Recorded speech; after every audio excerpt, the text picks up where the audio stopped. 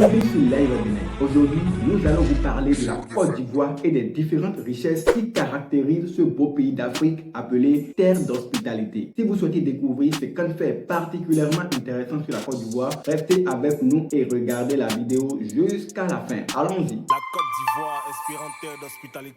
La Côte d'Ivoire est un pays situé sur la côte sud-ouest de l'Afrique de l'Ouest. Elle partage des frontières avec la Guinée et le Mali au nord-ouest, le Libéria à l'ouest, le Burkina Faso au nord-est et le Ghana à l'est. Elle est bordée par le golfe de Guinée au sud. En fonction depuis le 4 décembre 2010, Alassane Ouattara est l'actuel président de la Côte d'Ivoire après avoir brigué un troisième mandat en octobre 2020. Savez-vous que la Côte d'Ivoire avait des royaumes très avancés avant la colonisation? Konga et Bouna étaient deux royaumes prospères de la Côte d'Ivoire avant la colonisation. Ils étaient établis respectivement au XVIIe et XVIIIe siècle. La monnaie officielle de la Côte d'Ivoire est le franc CFA, franc des colonies françaises d'Afrique. Cette monnaie est utilisée par plusieurs pays d'Afrique de l'Ouest et centrale et elle est liée à l'euro par un accord de coopération monétaire avec la France. En Côte d'Ivoire, christianisme et islam sont les religions les plus pratiquées. D'après le recensement général de la population et de l'habitat RGPH de 2021, l'animisme maintient une influence assez forte sur toutes les croyances. En Côte d'Ivoire, la tradition de la dot est un symbole important dans les préparatifs du mariage.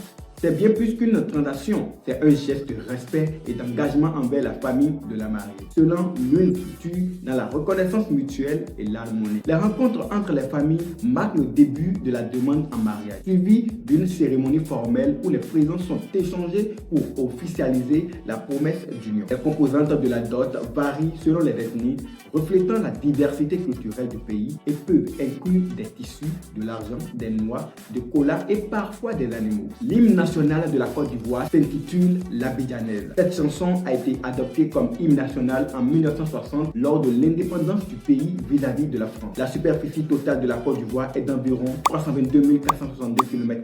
Cela en fait l'un des pays les plus grands d'Afrique de l'Ouest. La Côte d'Ivoire est caractérisée par une diversité géographique comprenant des régions côtières, des plaines, des savanes et des zones forestières. Le pays possède une côte de 520 km le long du golfe de Guinée qui est une partie de l'océan Atlantique. Cette ouverture sur l'océan permet au pays d'avoir des ports maritimes importants, notamment le port d'Abidjan qui est l'un des plus grands ports d'Afrique de l'Ouest. Le golfe de Guinée offre également des opportunités pour le commerce, la pêche et le tourisme côtier. La population ivoirienne est estimée à environ 29 450 002 habitants en avril 2024, en augmentation par rapport aux chiffres de 2023. Savez-vous d'où vient le nom Côte d'Ivoire? Côte d'Ivoire est la traduction en français du nom portugais Costa de Marfil donné par les commerçants navigateurs en route vers l'Inde. La langue officielle parlée en Côte d'Ivoire est le français et sa capitale administrative est Yamoussoukro, sans oublier Abidjan, la capitale économique.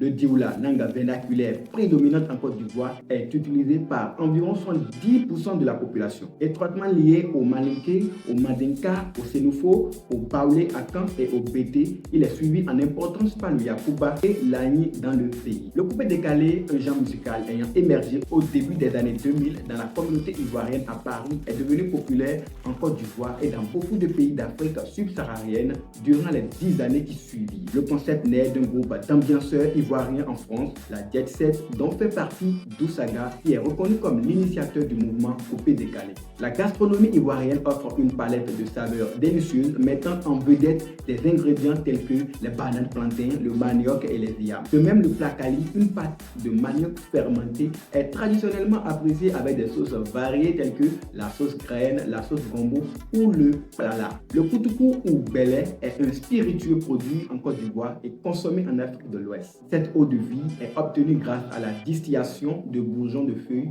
de palmier comme le palmier à huile, le raffia ou le rognier. Le pak au fou est un plat très populaire en Côte d'Ivoire et apprécié par un grand nombre. Le garba, un mets ivoirien bien connu, combine le semoule de manioc, aussi appelé atiéké, avec du thon, principalement vendu dans les petites écopes de rue, souvent gérées par des daoussa. Ce plat est devenu un favori des habitants d'Abidjan pour sa simplicité et son goût authentique. Les lieux de vente du garba sont appelés garbadrom. Dans ce merveilleux pays, vous allez rencontrer plusieurs genres musicaux tels le reggae ivoirien, le rap ivoirien, le zoglou, le zoblazo, le coupé décalé, le mapuka, le zouk, le madenga, le jazz, la pop, le rock. La musique ivoirienne est représentée par des têtes honorées comme Magic System, M, Serge Beno, Didier Arafat, José, Baby Philippe, Tiflo Beat, des Bordeaux les Kumpa, Alpha Blondy, Kenja, Erosen, bien d'autres. Le phénoménal Didier Arafat est un bon exemple pour comprendre comment le coupé décalé est utilisé politiquement. Issu d'une banlieue populaire d'Abidjan, le Didier a vécu dans la commune de Yopougon où il s'est débrouillé dès l'âge de 11 ans jusqu'à ses 17 ans. Didier Arafat utilise sa musique pour faire part de la frustration de tous ses outils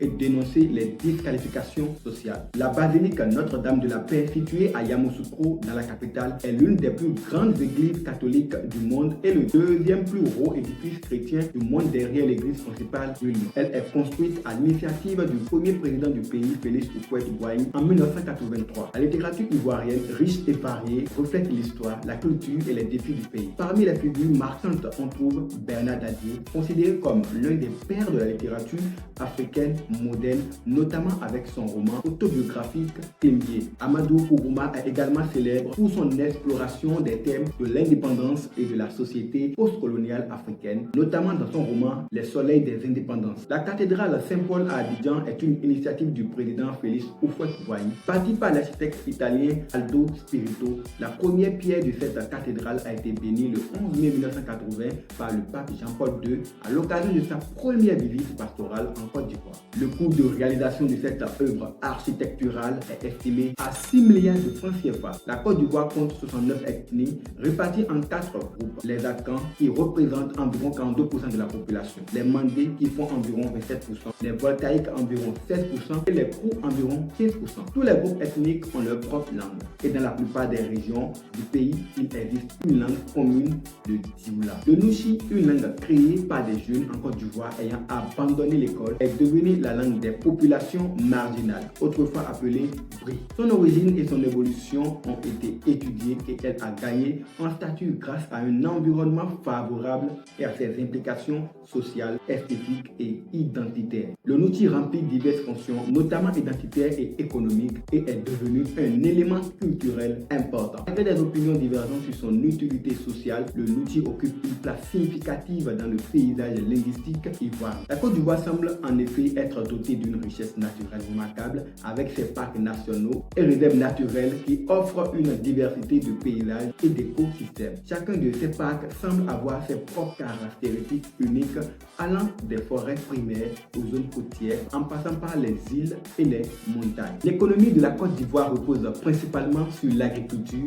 qui emploie plus de la moitié de la population active et contribue à environ 25% du PIB. La Côte d'Ivoire est le premier producteur mondial de cacao et de noix de cajou. La Côte d'Ivoire, terre de richesses culturelles et naturelles, offre aux visiteurs une pléthore de sites touristiques à découvrir. En particulier, la vibrante métropole d'Abidjan est une véritable pépinière d'activités pour les voyageurs avides de découvertes. Au cœur du quartier du plateau à Abidjan se dresse le majestueux musée des civilisations de Côte d'Ivoire, véritable gardien de l'histoire et de la culture du pays. Ces expositions captivantes retracent les exposés passés, offrant un éclairage fascinant sur les civilisations qui ont façonné la nation ivoirienne. Pour les amoureux de la nature et de la quiétude, le domaine Bini s'étend sur 10 hectares de verdure luxuriante. En sillonnant les ruelles du village de Moussou, perché au bord de la lagune, les voyageurs découvrent la cour royale, témoin d'un passé glorieux et emblématique de la culture Akan. Ce lieu, chargé d'histoire, invite à un voyage dans le temps, offrant un aperçu authentique de la vie traditionnelle ivoirienne. Le village artisanal de Grand-Bassam, inscrit au patrimoine mondial de l'UNESCO, dévoile les talents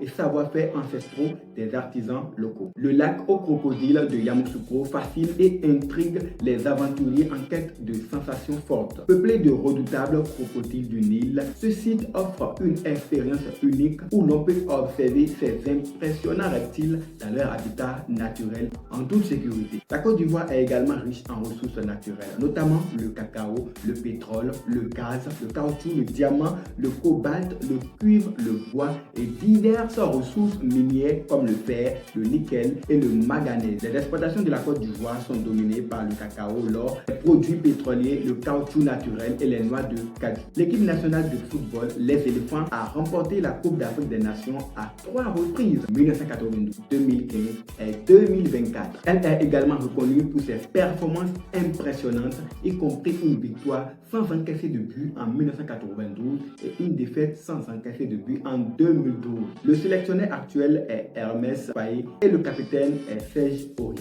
Sacré champion d'Afrique, les éléphants font un bond de 10 places au classement FIFA. Les Ivoiriens sont désormais classés 39e au rang mondial et 10e en Afrique. La ville de Mans, surnommée la ville aux 18 montagnes, est célèbre pour ses paysages montagneux et forestiers uniques. Son nom est lié à la légende de Manlé, une fille sacrifiée et enterrée dans la forêt de Bekle. Malgré les défis du passé, la région est maintenant paisible et attire de nombreux visiteurs grâce à ses attractions touristiques variées que les cascades de Zadepleu et la danse sacrée des échasses des Yakuba. Poké Princesse Ashanti est le premier long métrage d'animation en 3D de l'Afrique de l'Ouest, explorant l'histoire peu connue d'une princesse du XVIIIe siècle avec humour et magie. Malgré les défis financiers, l'équipe a produit le film sur fonds propres, montrant la faisabilité de telles entreprises en Côte d'Ivoire. La sortie suscite un grand intérêt national et international, renforçant la détermination de l'équipe à poursuivre d'autres projets, dont une série télévisée et un long métrage sur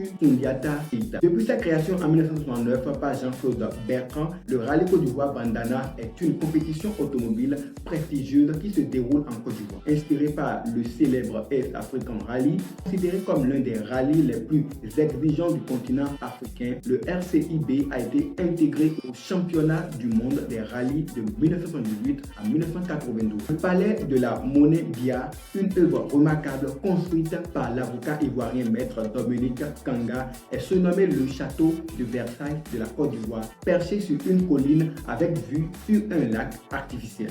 Abidjan, la capitale économique de la Côte d'Ivoire, arbitre la plupart des entreprises de divers secteurs, malgré le fait que Yamoussoukro soit la capitale officielle. En Côte d'Ivoire, les principaux cours d'eau incluent le Cavali, le Sassandra, le Bandama et le Pomoé qui se jettent dans l'océan Atlantique du nord au sud. Il y a aussi des rivières côtières plus petites, certaines se jetant dans les lagunes avant d'atteindre la côte. Chez les Ivoiriens, certaines insultes sont considérées comme des plaisanteries comme Modia. Quand tu dis Modia à un Ivoirien, il va rire. Les filles ivoiriennes sont appelées Moussou et les hommes Mogon. Les femmes âgées sont appelées vieille mère et les hommes âgés vieux père. Les Ivoiriens qualifient un mendiant de opéro. Quand un Ivoirien veut discuter affaires, il dira petit, on va gérer le moment. Le travail est appelé bara et l'argent est qualifié de tiers. En guise de conclusion, le peuple ivoirien ne s'ennuie jamais avec son humour et son mode de vie. C'était les faits marquants abordés dans cette vidéo. Quel est celui qui t'a le plus impressionné? Dis-le nous en commentaire. À bientôt pour un nouveau numéro.